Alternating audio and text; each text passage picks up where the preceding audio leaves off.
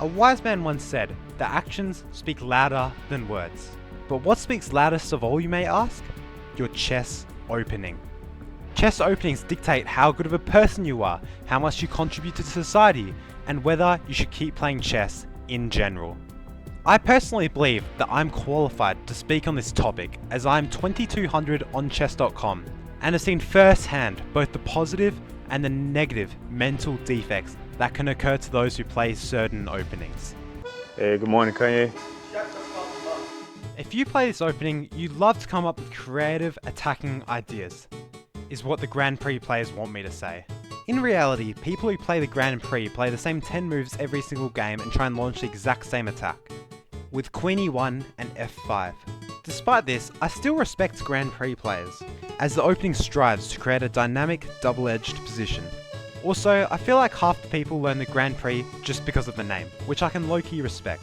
And since Prague recently played this opening in the candidates, I have to give it the respect it deserves and put it in top of B tier. Hey, good morning, Kanye. People who play the Dutch are often very sad because they have no friends. They think they're slick because they're not playing D5 or Knight F6, but in reality, playing F5 is the saddest thing you can possibly do. Back in the day, I used to play a gambit with E4 and then F3 to try and get an early checkmate and win the game quickly, just to avoid this opening. Unfortunately, as I gained ELO, this trap was patched out, and I now have to suffer through a full game of the Dutch with no escape.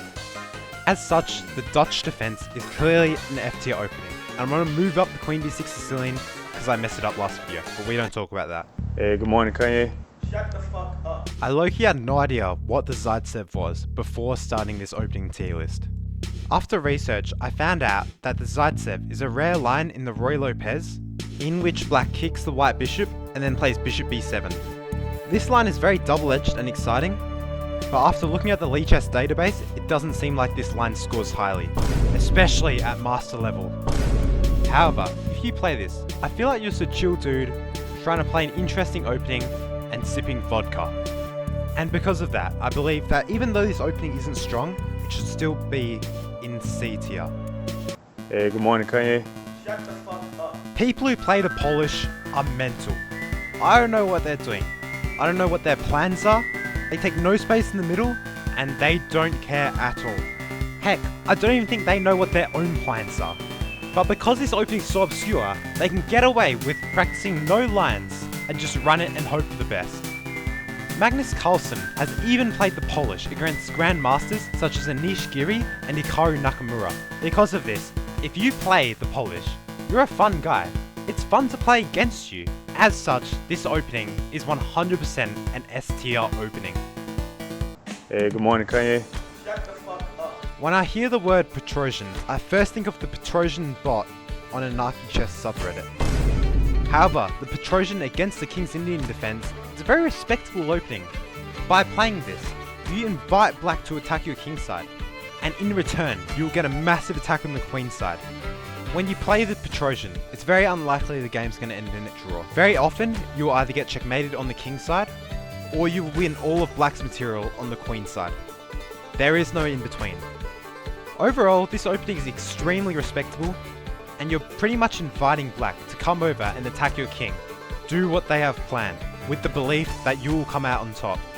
And because of that, I think this opening belongs in B tier. Hey, good morning, Kanye. Shut the fuck up. I genuinely don't know any good player who plays this opening. You get the bishop out, but in return, white can simply take on d5, move their knight to c3, and get a considerable development and space advantage right from the get-go. If you play this opening, you're either 500 ELO, or you're someone who plays London as white and thinks they can do the same with black. As such, this opening definitely deserves to go in D tier. Hey, good morning, Kanye. Shut the fuck up. This opening has two main traps that every single Budapest player fiends for. The first one blunders the queen, but leads to checkmate for black. And the second is a nice way to win the queen. These players are IRL gamblers. They know their opening sucks, but this does not stop them from trying to get it to work anyway. Even a 1 in 100 chance is good enough for them. Overall, people who play this opening are fun to be around. Unfortunately, they are likely also broke. So this opening deserves to be in A tier. I hope you guys enjoyed. If you did, please like, subscribe, and let me know if you want me to do a part 3.